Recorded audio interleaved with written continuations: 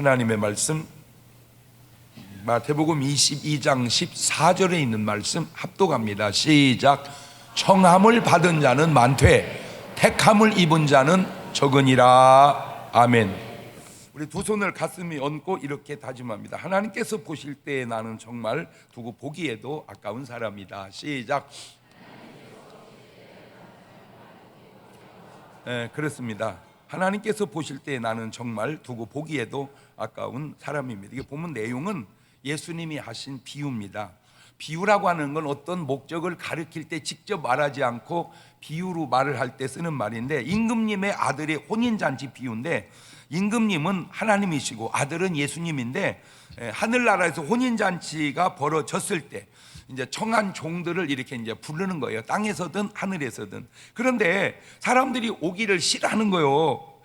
그러니까 다시 다른 종들을 보냅니다. 그러니까 쳐다보지도 않고 자기 밭으로 갑니다. 하이 참, 아니 밭에 농사 짓겠다고 하늘나라를 보기 오면 안 되지요. 시작. 아니를 더 갖고 해야 돼. 아니 농사 짓겠다고 하늘나라를 보기 오면 안 되지. 시작. 어떤 사람은 또 장사하러 간다고 안 오는 거예요. 아니 장사한다고 하늘나라를 보기 해서는 안 되지. 시작. 또 어떤 사람은 출근한다고 또 안 오는 거예요. 아니 직장 때문에 하늘나라를 보기 해서는 안 되지. 시작. 뭐 거기까지는 또 그렇다고 어떤 사람들은 막 종들을 잡아서 능욕하고 죽이는데, 이 능욕이라고 하는 걸 업신여겨 욕을 보이는 걸 능욕이라고 그럽니다.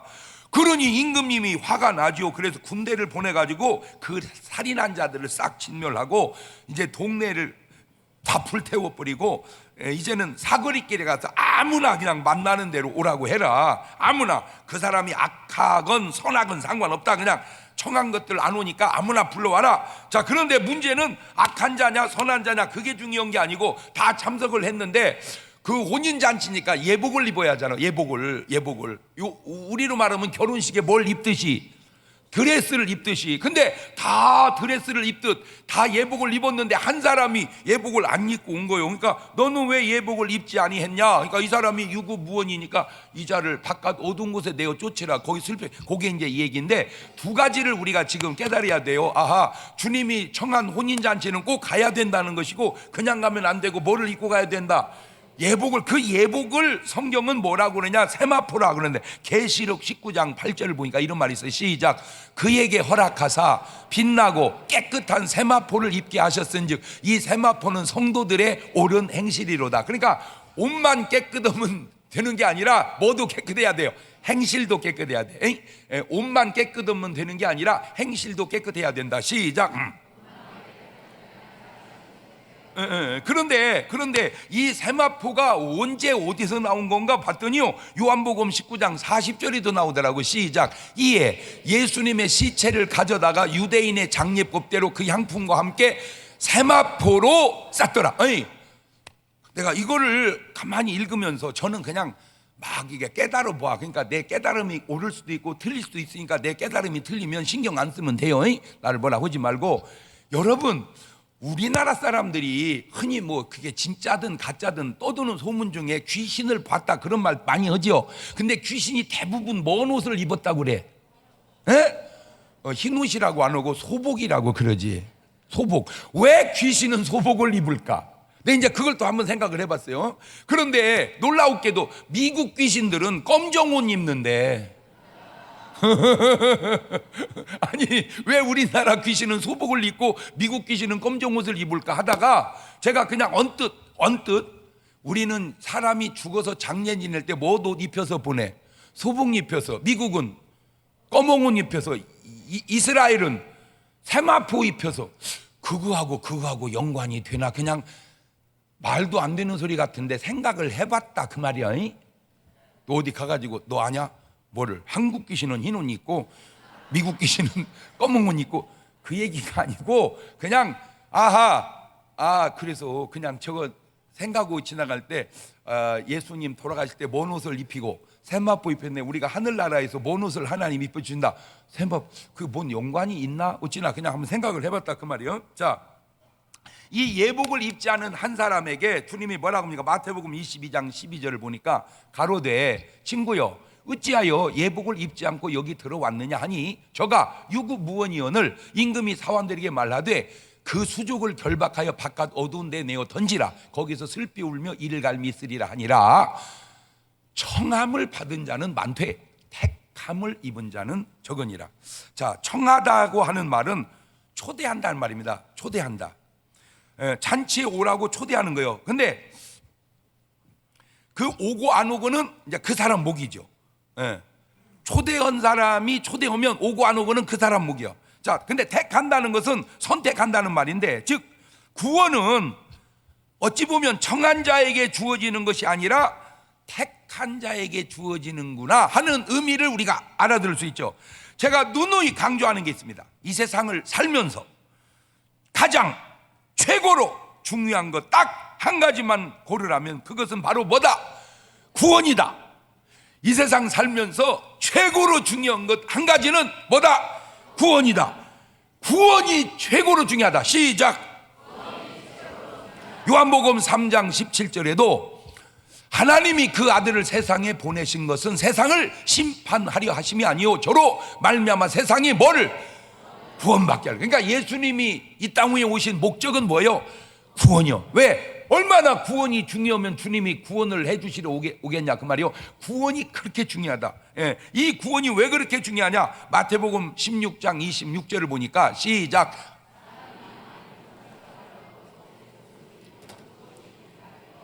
사람이 무엇을 주고 그러니까 뭐가 최고로 중요하다.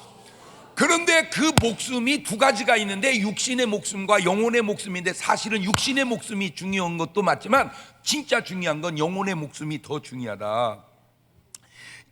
그래서 예수님이요 가룟 유다 보고 마태복음 26장 24절에 이렇게 말을 해요.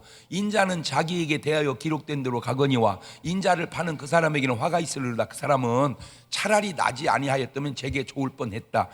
지금 저 말의 뉘앙스는 구원 못 받으면 차라리 안 낳은 게 더 낫다. 구원 받으면 낳기를 잘했다. 그래서 구원받은 사람 이 땅에 태어나기를 잘한 사람. 반대로 구원받은 사람 이 땅에 태어나기를 잘한 사람, 차라리 이 땅에 안 태어났으면 더 좋을 뻔한 사람, 구원 못 받은 사람. 그러니까 차라리 이 땅에 안 태어났으면 더 좋을 뻔한 사람을 이 땅에 태어나기를 잘한 사람으로 바꿔놓는 걸 두자로 뭐라 그런다고?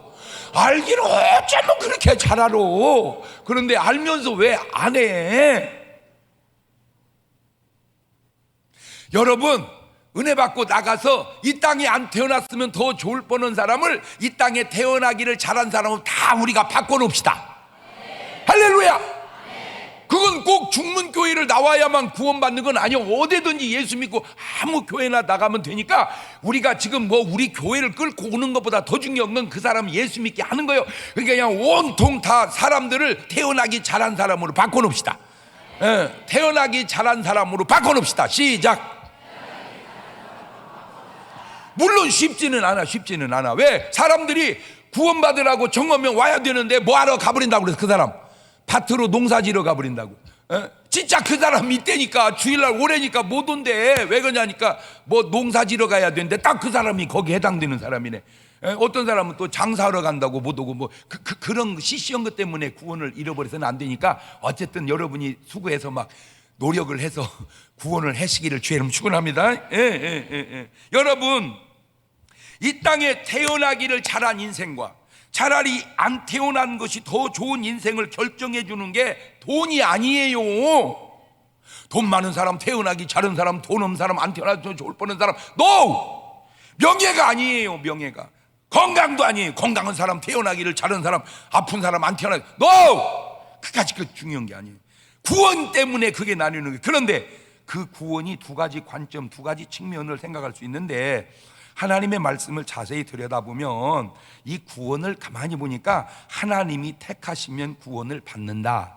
말을 바꾸면 구원받았다는 것은 바로 하나님이 택하셨다는 증거다. 이것을 주축으로 이룬 사람들이 바로 장로교인들의 구원관입니다. 이런 사상이 예수님으로 시작해서 바울을 통해서 칼빈이 정립해서 장로교의 아주 중요한 핵심 교리가 된 것이 바로 구원은 하나님이 택해야 된다. 하나님의 택한 백성이 구원받는다. 자, 근거가 있어요. 갈라디아서 1장 15절을 보면, 그러나 내 어머니의 태로부터 나를 뭐 하시고 택정하시고 은혜로 나를 부르시니가. 그러니까 사람이 구원받으려면 하나님이 뭐 해야 된다? 택해야 된다. 그래요. 자, 택한 자가 구원을 받으면, 그러면 못 받은 자는 안 택해서 못 받은 거 아니냐? 무슨 그런 말도 안 되는 소리를 하냐? 그래가지고 반대하는 사람이 나왔어요. 구원은 택해서가 아니라 자기가 믿으면 받는 것이고 믿지 않으면 못 받는 것이지, 무슨 택하고 안 택하고 그런 게 있냐? 자기 책임이지 하나님의 선택이 아니다. 그래서 예수님을 지나서, 아르미안을 지나서 요한 웨슬레가 구축한 요런 사상으로 구원관을 가지고 있는 사람들이 감리교나 성결교라 그 말입니다. 그러니까 구원의 관점을 장로교는 하나님 쪽에 두었고 감리교나 성결교는 인간 편에다 둔 거예요. 자, 한번 지나가는 말로 물어봅니다. 어느 말 중에 하나는 그냥 두 번 들어도 되고 한 번 들어도 되고, 구원은 하나님이 택해야 받는다는 말이 맞는 것 같다. 손 내리세요. 구원은 그게 아니고 자기가 믿으면 받는 것이고 안 믿으면 못 받는 것이니 지하기 나름이다. 이제 아까가 장로교 계통의 출신이고 이번이 감리교나 성결교 계통의 출신이고 그런 거예요.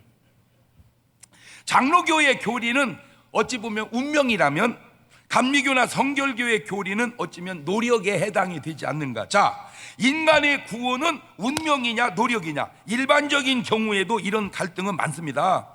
에디슨은 말하지요. 천재는 1%의 영감과 99%의 노력이라고. 꼭 그렇게 대입하면 뭐 맞는 건 아니지만, 이 에디슨이 한 말을 구원에다가 접목을 시켜보니까 이런 말을 나오더라고. 구원은 1%는 하나님 소관이고 99%는 자기 소관이다. 왜냐하면 운명이 1%고 99%가 노력이니까. 자, 이런 말도 있어요. 이런 말도, 난 신기한 게 이런 말을 누가 만들어냈는지, 고스톱 칠 때 운칠기삼이라. 그러니까 고스톱을 쳐보면 운이 70%고 기술은 30%다. 이제 그런 말이 있어. 운칠기삼. 그거를 여기다 대요. 운명이 70%고 기술은 노력은 30%다 그 말인데, 요거를 또 구원에다 넣어보니까 하나님의 소관이 70%고 인간의 소관은 30%다. 말도 안 되는 소리인데 그냥 내가 한번 그렇게 대입을 해봤다 그 말이요. 자, 그런데 이제 저는 이렇게 말합니다. 천재는 1%의 영광과 99%의 노력이다. 맞다. 그런데 문제는 그 1%는 99%보다 더 중요하다. 이건 제가 한 얘기입니다. 같은 몸의 1kg이 뇌의 1kg과 엉덩이살 1kg은 무게는 같지만 그 중요도는 다르듯 운명과 노력의 관계도 그렇다. 자, 이걸 네 박자로 풀어보면, 네 박자, 항상 네 박자. 머리가 참 좋은 애가 노력까지 하면 말할 것도 없이 1등이요. 머리 좋은 놈이 노력하는데 그걸 누가 당하겠어요? 네 번째는 머리도 안 좋은 것이 노력도 아니야. 당연히 4등이죠. 대책이 안 씁니다. 멍청한 놈이 공부도 안 하니 이거 어떻게 되겠어요? 자, 문제는 머리는 좋은데 노력을 안 하는 애와 머리는 안 좋아도 노력을 하는 애는 누가 더 나을까? 그것도 손 한번 들어봐요. 머리 좋은데 노력 안 하는 애가 낫다. 머리 안 좋아도 노력하는 애가 낫다. 자, 머리 좋은데 노력 안 하는 애가 그래도 더 낫다. 손 내리시고, 머리 안 좋아도 노력하는 애가 그래도 더 낫다. 이봐, 이렇게 이제 노력파, 운명파. 그런데 물론 머리는 안 좋아도 노력하는 애가 낫다고 말할 수밖에 없어서 우리는 그렇게 그것이 2등이라고 말하는데, 왜? 운명은 우리 인간의 소관이 아니니까, 머리가 좋고 나쁜 거는 내가 어떻게 할 수 없는 거니까 그냥 우리 노력이 중요하다. 그런데요, 진짜 중요한 게 뭔지 아세요? 머리라는 거예요. 여러분, 공부 잘하는 애들 보면 돌아버리는 게 뭐냐면 계속 놀아도 잘한다는 거예요. 돌아버립니다. 그런 애들 안 만나봤습니까? 그냥 수업 시간에 듣고 나가 놀아요. 그래서 걔 따라서 놀다가 시험을 봤는데 걔는 다 쓰는 거야, 답을. 왜 그래요? 그 버리라. 이 버리라. 이게 이 타고난다는 게 우리 소관이 아니라 그러지. 이거 참 대단합니다. 이 타고난다는 게. 예. 자, 같은 맥락으로 건강하게 타고난 애가 관리까지 잘하면 당연히 1등입니다. 아주 건강한 애가 관리까지 잘해. 그 1등이죠. 건강하게 타고나지도 못한 사람이 관리까지 못해요. 얘기할 것도 없이 4등이지. 문제는 건강은 타고났는데 관리를 안 하는 것과 건강은 안 타고났어도 관리를 잘하는 건 어느 게 나을까, 그거요. 이것도 똑같은 맥락이니까 당연히 건강을 못 타고났어도 관리 잘하는 애가 2등이라고 우리는 말하지요. 어쩔 수 없으니까. 왜? 노력은 우리 소관이지만 타고나는 건 우리 소관이 아니니까 어쩔 수 없는데, 타고난 것이 사실이 운명이 더 중요하다고 하는 것은 내가 딴 건 다 그만두고 머리 보면서 내가 관리를 못해서 절대 머리가 빠진 게 아니에요. 관리하면 나도 얼마나 했는데 어떤 애는 뭐 생전 안 감아도 안 빠지고 뭐 관리 괄자 안 해도 안 빠지고, 그게 노력, 걔가 뭐 노력해서 머리숱이 많은 게 아니잖아. 맞아요? 들려요? 아니 어떤 애는요 뽑아도 안 뽑아져. 머리가 하나 뽑으면 뽑아지는데 막 한 주먹 잡아갖고 땡기지요. 안 뽑아. 하나도 안 뽑혀. 그런데 어떤 애는 그냥 빗질만 해도 빠져. 이것이 빗질, 그냥 빗질만 해도 땡겨도 안 빠지는 건 그거는 빗질만, 이거는 노력의 결과가 아니고 운명의 결과는 운명. 자, 그런데 그 운명을 어쩔 수 없어서 우리는 노력에다 비중을 두고 노력을 하는데, 왜 이 운명이 중요하다고 내가 지금까지 살아오면서 말을 하냐면, 이거 비밀인데 노력도 운명이더라는 거예요. 노력도 운명이다. 시작. 네, 그걸 깨달은 거예요. 여러분, 학생이 공부해야 되는 거 누구는 모릅니까? 아니, 어떤 선생님이 공부하지 말라고 하는 선생님이 있고 어떤 부모가 공부하지. 우리 손녀딸이 글씨를 읽어요. 참 그냥 너무 신기해서 내가 막 한국사를 사다가 하영아, 이놈 읽으면 대한민국 4350년 역사를 꿰뚫는다. 읽어. 할아버지가 다 읽고 나면 돈 줄게. 막 꼬셔갖고 지금 한국사를 읽혀요. 안 읽으려고 그래요. 왜 그러냐니까 너무 어렵대요. 책이 너무 어렵대요. 그래서 또 내가 한문책을 또 사왔어요. 한문책을 갖고 이렇게 이제 주었더니 씩 넘기더니 무지하게 어렵다 그래요. 근데 이제 내가 왜 사다 줘봤냐면, 똑똑한 사람은 5살 때 천자문을 띄었다는 얘기를 내가 들어봐가지고 5살에 천자문을 띄는 게 노력입니까? 그거는요, 지금 60살에도 못된 사람이 얼마나 많습니까? 그거 노력하면 된다는 걸 누가 모릅니까? 안 하잖아요. 어른이 돼서 술, 담배 끊어야 된다는 것 모르는 사람이 누가 있습니까? 일반인은 내가 이해하는데 진짜 이해 안 되는 게 의사 선생님이요. 왜? 의사 선생님은 의대 다닐 때부터 해부학을 해. 죽은 시체 가지고 막 열어서 막 다 보고. 그러니까 술, 담배 한 사람의 내장이, 기관이 얼마나 안 좋은가를 그분은 눈으로 봐서 알아. 또 수술할 때 또 봐서 알고. 그런데 지금도 펴. 아, 이게 노력으로 안 되는구나. 알면서도 그 노력도 어떤 운명의 영향이 있는 거 아니냐 내 생각하는 거예요. 마음대로 안 되는 거. 자, 또 조심스럽네. 당신 좀 담배 좀 끊어. 목사님 뭐라 돼, 이 자꾸 다 운명이라고 그래. 아유 진짜 뭔 말을, 그것도 운명이야. 그래. 아유 그것도 어떻게 말을 그렇게 듣냐. 운명을 창조하면 되지, 이렇게 하면 되지. 할렐루야. 네. 자, 이 노력도 결국은 운명에 속하다라는 걸 제가 깨달아 보니까, 자, 이제 성경으로 돌아가서 살펴봅시다. 첫째, 하나님의 말씀을 보면 분명히 택한 자가 있습니다. 택한 자. 그렇다면 반대로 뭐한 자도 있다는 거예요. 택하지 않은 자도 있다, 그 말이거든요. 마가복음 13장 27절입니다. 시작. 또 그때에 저가 천사들을 보내어 자기 먼 자들을, 택하신 자들을 땅 끝에서부터 하늘 끝까지 사방에서 모으리라. 그러니까 천사들이 아무나 모으는 게 아니라 뭐한 자들을 모은다. 택한 자들. 그러니까 뭐한 자는 안 모은다, 안 택한 자는 안 모은다. 지금 그 말이 아니냐, 뉘앙스상. 천사들이 다 모으는 게 아니라 택한 자를 모으는구나.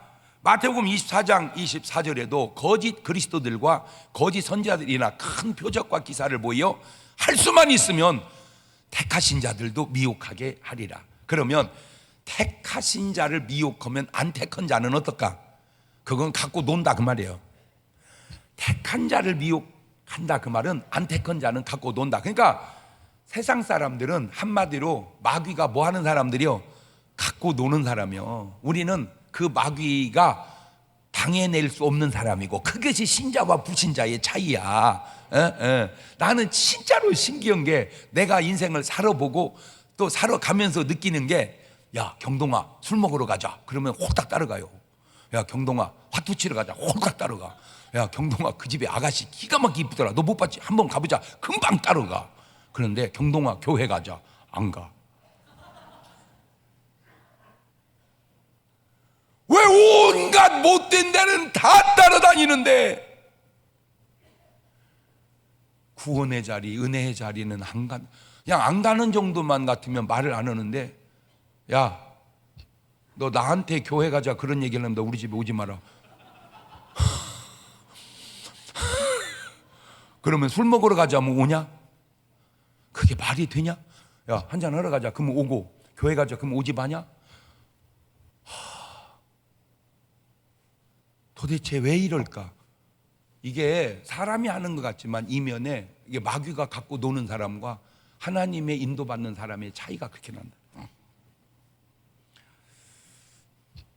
마태복음 22장 14절 본문 속에도 청함을 받은 자는 많되 택함을 입은 자는 적구나. 자, 두 번째, 잃어버린 자가 있습니다. 잃어버린 자. 그 말은 잃어버리지 않은 자도 있다는 말이죠. 누가복음 19장 10절입니다. 시작. 인자에 온 것은 잃어버린 자를 찾아 구원하려면. 그러니까 다 찾아 구원하는 게 아니고 누구를? 잃어버린 자. 그러면 말을 되돌리면 우리가 구원받으면 우리가 잃어버린 자였구나, 우리가 구원 못 받으면 잃어버린 자가 아니었구나, 그럴 수도 있겠구나라는 생각을 저 말 속에서 해보는 거예요. 이미 예수님께서 제자들을 내보내실 때에도 마태복음 10장 5절 이하를 보면 낭낭한 목소리를 같이 읽어봅시다. 시작. 예수님께서 이 12를 내어 보내시며 명하여 가라사대 이방인의 길로도 가지 말고 사마리아인의 고을에도 들어가지 말고 차라리 이스라엘 집에 잃어버린 양에게, 누구에게로 가라? 잃어버린 양에게로 가라. 가면서 전파하여 말하되 천국이 가까웠다 하고 병든 자를 고치며 죽은 자를 살리며 한센병자를 깨끗하게 하며 귀신을 쫓아내되 너희가 거저 받았으니 거저 줘라. 거저 받았으니 거저 줘라. 자, 이때도 그냥 나가서 막 구원하는 것 같은데 알고 보니까 뭐한 사람을 구원하는 거예요? 잃어버린 자를 구원하는. 그러니까 오늘 여러분이 구원받았다는 말은 뭐한 사람이었다 그 말이요? 잃어버린 자였다 그 말이죠. 세 번째, 작정된 자가 있습니다. 작정된 자. 그 말을 바꾸면 작정되지 않은 자도 있다는 거죠. 사도행전 13장 48절입니다. 시작. 이방인들이 듣고 기뻐하여 하나님의 말씀을 찬송하며 영생을 주시기로 작정된 자는 다 믿더라. 그러니까 믿는 사람은 뭐한 사람이요? 영생을 주시기로 작정된 자. 안 믿는 사람은 영생을 주시기로 작정이 안 된 자. 또 조심할 거는 꼭 그것만 있는 게 아니고 아직 모르는 자. 아직 지금은 이게 작정이 됐는지 안 됐는지 모르지만 언젠가 믿는 거 보니까 작정된 자였구나, 언젠가 안 믿는 거 보니까 작정이 안 된 자였구나, 뭐 그럴 수도 있겠다. 자, 이 말에 부딪히는 말씀이 있습니다. 사도행전 13장 48절을 보면 확실히 칼빈의 장로교 교리가 맞는 것 같아요. 그런데 문제는 이런 말씀도 있습니다. 요한복음 3장 16절 시작. 하나님이 세상을 이처럼 사랑하사 독생자를 주셨으니 이는 저를 믿는 자마다 멸망치 않고 영생을 얻게 하려 하십니다. 가만히 있어봐. 아까는 누가 믿었어요? 아까는 예수를 믿기로 작정된 자가 믿었어. 이번에는 누가 믿었어요? 그냥 아무나 믿었어요. 그러니까 택한 백성이 구원받는다는 말도 있지만 믿으면 구원받는다는 말도 있다는 거예요. 이게 그러니까 관점을 하나님에게 두면 택한 자가 구원받는 거고 인간에게 두면 믿는 자가 구원받는 거예요. 관점을 어느 관점에서 보냐. 자, 쉽게 come, 영어로 come이 간다는 말이요, 온다는 말이요? come, 이 말이 간다는 말이요, 온다는 말이요? 온다는 말이요. 나가 보면, 그러면 그 사람이 볼 때는 간다는 말이요. 나는 가고 그는 오는 거야. 시작. I go, you come. 나는 가고 너는 와. 똑같은 말인데 이쪽에서는 가고 저쪽에서는 오고. 알아듣고 있는 거요. 이렇게 물론 뭐 그런 표정을 무시하고 얘기해도 되는데 저는 이제 또 어떤 욕심이 있냐면 그저 어떻게든지 설교를 놓치지 말고 따라오게 하려고는 욕심이 있어요. 난 진짜 그게 심한 것 같아. 저는요, 죄송해, 한 명도 졸면 이거는 장경동의 설교가 아니라고 생각을 해요. 왜냐하면 왜 내 설교에 졸면 그 사람은 어느 설교에 안 졸을까 그게 궁금해서 그래요. 제가 뭐 설교를 잘하네 못하네 내용이 있네 없네 그거는 또 차원이 다르고 그냥 제가 한 가지 진짜 잘하는 게 뭐냐면 내가 지금까지 평생의 설교한 중에 최고로 힘들었던 곳 1등이 교장 선생님들 모아놓고 할 때보다 더 힘들었던 곳 1등이 어디였냐면 논산 훈련소 훈련병 놓고 설교할 때였습니다. 이야, 설교하려고 쓰니까 3분의 2가 자고 있더라고. 벌써 엎어졌어. 일어나봐. 깨워. 아니 내가 설교하다가 자면 뭐 내가 잘못했다고 하더라도 시작도 안 했는데 자면 그건 누구 잘못이야 이거. 일어나봐 해가지고 그걸 다 정신 차려놓고 설교원이는 논산 훈련소 역사에 솔직히 그건 사도 바울도 힘들고 왜냐면 사도 바울은 그 옛날에도 설교할 때 2층에 졸다 떨어져 죽었어. 그러니까 제가 적어도 딴 건 몰라도 안 졸리게 하는 건 바울보다 더 잘해. 내가 이렇게 얘기하면 아우 진짜 그러네 이런 사람이 있고 어째 오늘은 조용히 지나간다 했더니 또 잘난치기 본색이 드러나네.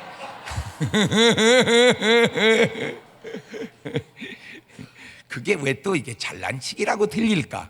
아, 참 목사님이 우리 설교 듣게 하려고 참 무던히 애를 쓰는구나 이렇게 들리지 않고 허허 이거 내 말도 중요하지만 네 귓구멍도 상당히 중요하구나. 네. 자, 사도행전 16장 31절을 보면 시작. 가로되 주 예수를 믿으라 그리하면 너와 내 집이 구원을 얻으리라.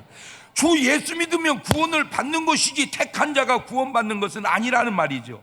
자, 이 말씀으로 다시 이 구절을 한번 봅시다. 마가복음 16장 15절입니다. 시작. 또 가라사대 너희는 온 천하에 다니며 만민에게 복음을 전파하라. 믿고 침례를 받는 사람은 구원을 얻을 것이고 믿지 않는 사람은 정죄를 받으리라. 아멘. 자, 우리가 할 일은 온 천하에 다니며 만민에게 복음을 전하는 겁니다. 이것은 그냥 주님의 지상 명령입니다. 이 명령에는 오직 순종만 있을 뿐입니다. 이것은 구원받은 사람들이 다 순종해야 할 일이기에 오늘 여러분이 순종해야 될 말씀인 줄로 믿습니다. 자, 그러면 반응입니다. 반응이 두 가지로 나옵니다. 예수 믿고 구원받으세요 라고 이렇게 말을 보내면 첫째, 믿고 침례받는 사람은 구원을 받습니다. 믿지 않는 사람은 정죄 심판 지옥을 갑니다. 이것이 바로 택함의 문제냐, 인간의 자유의지의 문제냐, 그 말이죠. 이것이 바로 운명의 문제냐, 노력의 문제냐, 이 말입니다. 이 대립이 반대냐, 조화냐. 비슷한 맥락이 어찌 보면 우리나라가 뭐 세계적으로도 그렇겠지만 진보와 보수의 대립 같기도 합니다. 진보가 옳고 보수가 그르냐, 아니면 진보가 그르고 보수가 옳은 것이냐, 아니면 그 둘은 조화를 이루어야 할 문제냐. 보수주의 입장에서는 보수가 옳고 진보가 그르다고 할 거고, 진보주의 입장에서는 진보가 옳고 보수는 그러다고 할 거예요. 그래서 꼴통 보수라고 그러더라고 또. 그런데 진보와 보수는 이게 사실은 조화해야지, 조화를 이루어야지 꼭 어느 한쪽이 옳고 그름으로 보면 안 된다, 또 그런 견해도 있단 말입니다. 요 구원도 지금 그런 것 같아요. 구원은 하나님의 전적 택함이다, 그 말도 성경적이고, 구원은 인간이 믿으면 된다 하는 말도 성경적이니 그 말은 하는 게 옳다 하지 말고 조화를 이루는 것이 옳지 않냐, 지금 그런 관점이에요. 자, 다섯 번째, 계시를 받은 자가 있습니다. 계시를, 말 바꾸면 계시를 못 받은 자도 있다는 거죠. 자, 누가복음 10장 21절 이해합니다. 시작. 이때에 예수님께서 성령으로 기뻐하사 가라사대, 천지의 주제이신 아버지여, 이것을 지혜롭고 슬기 있는 자들에게는 숨기시고 어린 아이들에게는 나타내심을 감사하나이다. 옳소이다. 이렇게 된 것이 아버지의 뜻이니이다. 내 아버지께서 모든 것을 내게 주셨으니 아버지 외에는 아들이 누구인지 아는 자가 없고, 아들과 또 아들의 소원대로 계시를 받은 자 외에는 아버지가 누구인지 아는 자가 없나이다. 그렇죠. 계시가 와야 알지, 계시가 오지 않으면 하나님과 예수님과 하늘나라를 인간의 노력으로 알 수 없다, 그런 얘기입니다. 자, 에베소서 1장 17절에도 비슷한 맥락이 나오죠. 우리 주 예수 그리스도의 하나님 영광의 아버지께서 지혜와 계시의 정신을 너희에게 주사 하나님을 알게 하시고 너희 마음의 눈을 밝히사 그의 부르심의 소망이 무엇이며 성도 안에서 그 기업의 영광이 풍성이 무엇이며 그의 힘의 강력으로 역사하심을 따라 믿는 우리에게 베푸신 능력이 지극히 크심이 어떠한 것을 너희로 알게 하시기를 구하노라. 그러니까 하나님이 열어서 보여줘야 한다, 그거 계시란 말이요. 자, 근데 이 계시를 받지 못한 자들은 에베소서 2장 1절 이하입니다. 너희 허물과 죄로 죽었던 너희를 살리셨도다. 그때에 죽었을 때 너희가 그 가운데 행하여 이 세상 풍속을 쫓고, 그만 멈추세요. 이 세상 풍속을 쫓고, 이 말은 뭔 말이냐? 술 마시면 술 마시고, 담배 피우면 담배 피우고, 화투 치면 화투 치고, 그냥 풍속을 쫓아. 그리고 공중권세 잡은 자를 따라, 본인은 모르지만 마귀를 따라하는 거예요. 곧 지금 불순종의 아들들 가운데서 역사하는 영이다. 전에는 우리도 다 그 가운데서 우리 육체의 욕심을 따라 지내며 육체와 마음에 원하는 것을 하여 다른 이들과 같이 본질상 진노의 자녀이었더니 긍휼에 풍성하신 하나님이 우리를 사랑하신 그 큰 사랑을 인하여 허물로 죽은 우리를 그리스도와 함께 살리셨고 너희가 은혜로 구원을 얻은 것이라. 고린도후서 4장 3절 이하 보면 만일 우리의 복음이 가리웠으면 망하는 자들에게 가리운 것이라. 그 중에 이 세상 신이 마귀가 믿지 아니하는 자들의 마음을 혼미케 하여 그리스도의 영광의 복음의 광채가 비치지 못하게 함이니 그리스도는 하나님의 영상이라. 그러니까 눈팅이를 가려서 하나님의 영광의 빛을 못 보게 한단 말이에요. 그러니까 기도해서 그러면 눈팅이를 열어야 이게 보인다. 믿지 않는 사람들은 본인이 알든 모르든 인정하더라도 눈팅이가 가린 거예요. 주여 저 눈팅이를 열어 주시옵소서. 시작. 구원은 성령의 역사요, 멸망은 이 세상 신 마귀의 문제라는 거죠. 그래서 주님은 뭐라 말씀하십니까? 야고보 4장 7절에 그런즉 너희는 하나님께 순복할지어다 마귀를 대적하라 그리하면 너희를 피하리라. 술 먹으러 가자고 끄는 게 사람 같지만 그 사람 배후에 악한 술귀신이 있다, 그 말이요. 그러니까 그걸 보고 예수처럼 명하노니 이 술귀신은 떠나갈지어다. 예수를 명하느니 이 음란한 영은 떠나갈지어다. 예수를 명하느니 이 도박에 끌고 가는 영은 떠나갈지어다. 할렐루야. 그걸 물리쳐야 되는데 화투 치러 가자, 아이고 할렐루야, 기다렸다 씨 왜 인자사 전화하냐, 이런 얘기가 문제가 있는.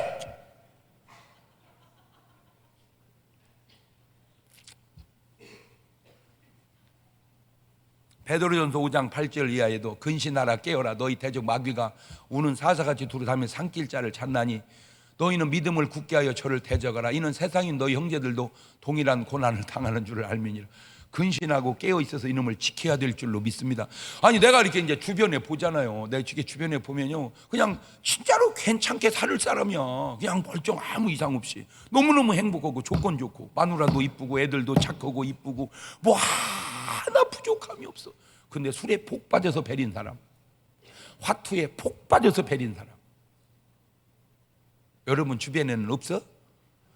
있어. 여기 대전시 나가도 이제 많어. 그냥 그 멀쩡 그냥 살면 왜 이렇게 주일날 예배 드리고 또 저녁 예배 파이오니아 참석하고 가족 오고 외식하고 그다음에 또 가서 그냥 몇 마디 하고 또 자고 다음날 아침에 출근하고 하면 사업장으로 갔다가 저녁 끝나면 오늘은 여보 영화 한번 보러 갈까? 그 영화 한번 보고 내후관이 순부 들고 또 저기 이렇게 또 걷고 이러면 얼마나 조련만 꼭 마누라 손잡으면 집에 가 있으라고 해놓고 그 다방 마담은 자꾸 손이나 잡아싸고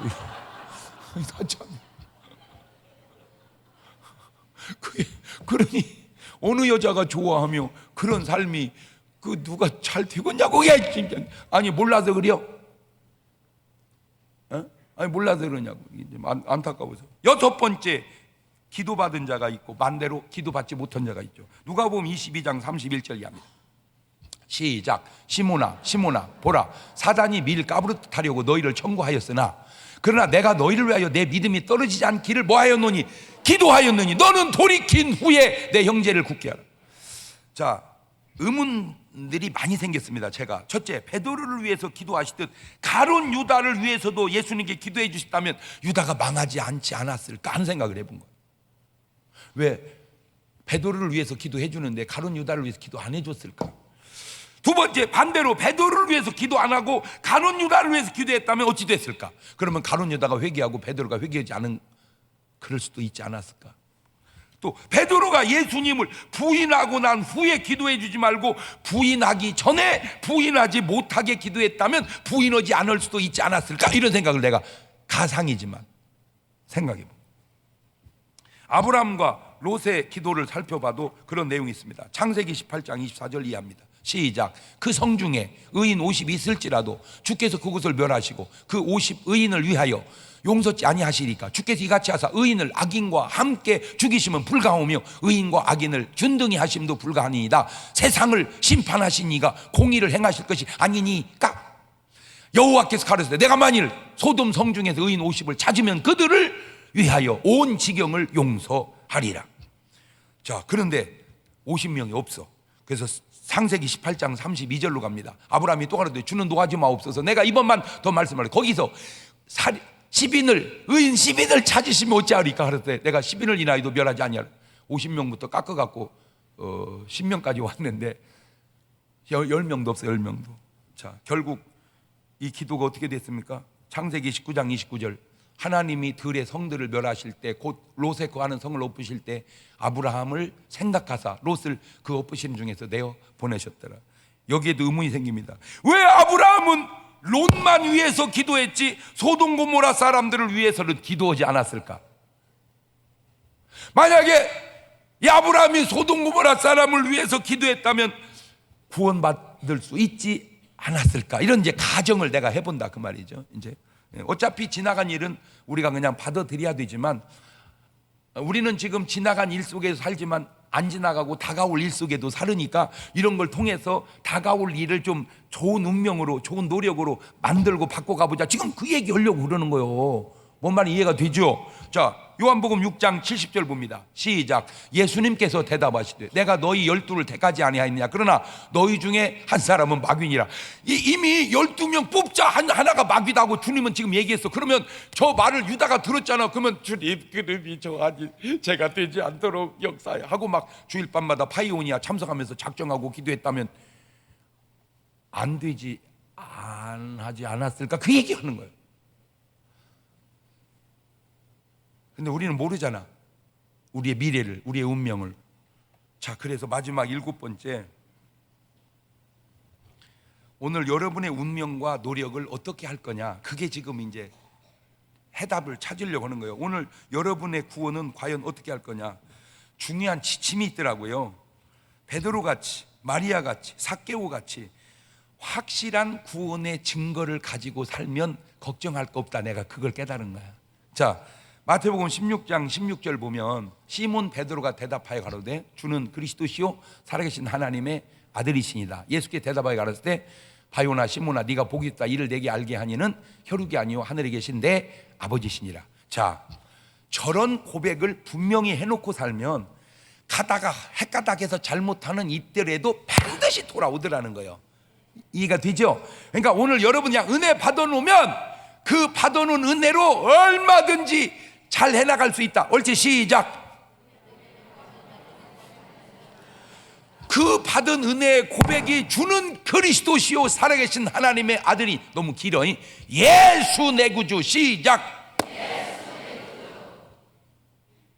아이, 나는 그런 말 하고 싶지 않은데요. 그냥 목사님이 하라고 해서 한 거예요. 그러면 아직 안 된 거예요. 내가 하라 해서 한 게 아니라 여러분의 고백이 되면은 거기서 구원이 끝나는 줄로 믿습니다. 그러면 운명이 끝나면 나머지는 맡기고 가자 이거예요. 그냥 살든지 죽든지 뜻대로 합소서. 어떤 분은 목사님, 요새 그냥 남북한이 심각한데 이거 전쟁 나는 거 아니에요? 그 뭔 걱정이요? 그냥 나면 나가서 싸워. 나는 다 군화, 군복, 계급장 별 2개 다 달아서 제가 예비역 소장이요. 왜 소장이냐? 우리 교인 다 데리고 나가면 내가 별 2개요. 할렐루야. 여러분 부탁 있는데 좀 더 부흥시켜서 나 별 3개 달게 좀 해줘봐.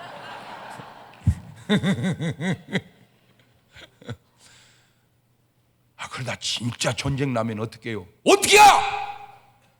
싸워서 이기면 되지. 그러다 죽으면요? 죽으면 천국 가면 되지. 쫄려?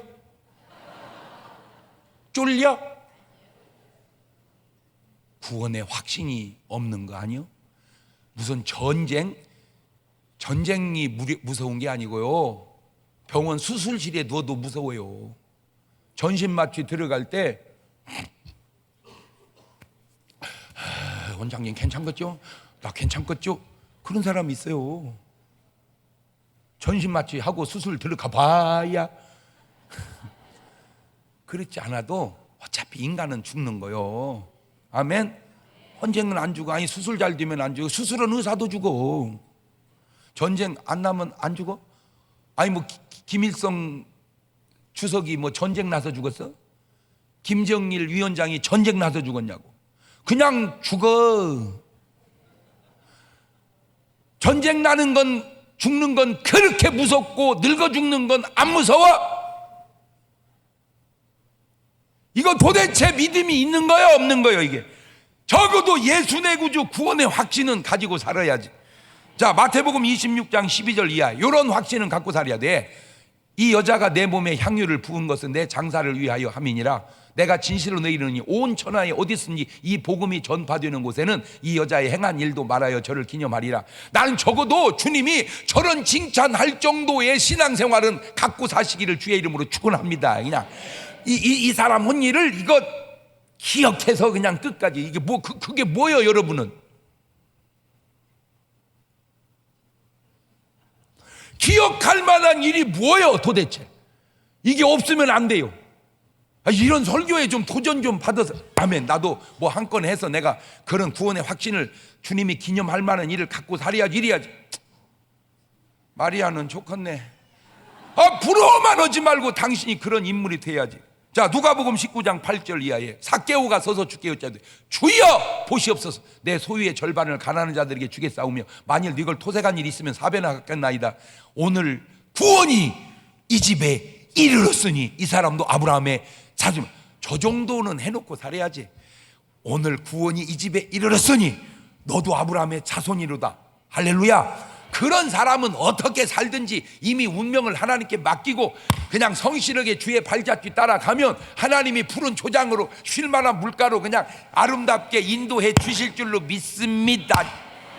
주와 같이 길 가는 것 즐거운 일 아닌가. 우리 주님 걸어가신 발자취를 밟겠네. 한 걸음 한 걸음 주 예수와 함께 날마다 우리는 걷겠네.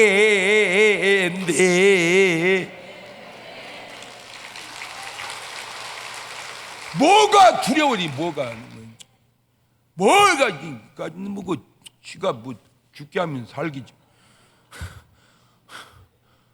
어디 믿음의 사람이 뭐 죽음을 두려워하고 삽니까? 뭐.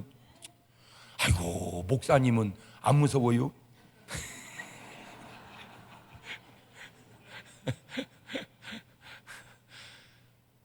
죽음을 초월하고 사는 거야. 어차피 죽을 걸 뭘 걱정이요. 다 때가 되면 한 번은 가는 거고. 나를 위해서 주님이 하늘나라 예비해 놨으니 혼인잔치 참석하러 가는 사람이 무엇이 무서워? 에이? 하늘나라 혼인잔치, 결혼식장 가려면 안 무서워? 그 말이요? 결혼식장 가려면 즐겁지. 난 여러분요 진짜 임종할 때 내 가면요, 목사님 나 드디어 결혼식장 가 이렇게 하고 가세요. 나 드디어 우리 예수님 보고 결혼식하러 가요 목사님 빠이빠이 이러고 가야지. 목사님 나 좀 살려줘봐 나 죽는데야. 그러면 내가 몰라고 목회에 병원 오지. 죽은 사람 하나 살리면 그 돈이 얼마요? 그렇잖아. 죽은 사람 살리고 가만히 있으면 그냥 감사할 줄 모르면 도로 죽더만 그려 이러면 돼야.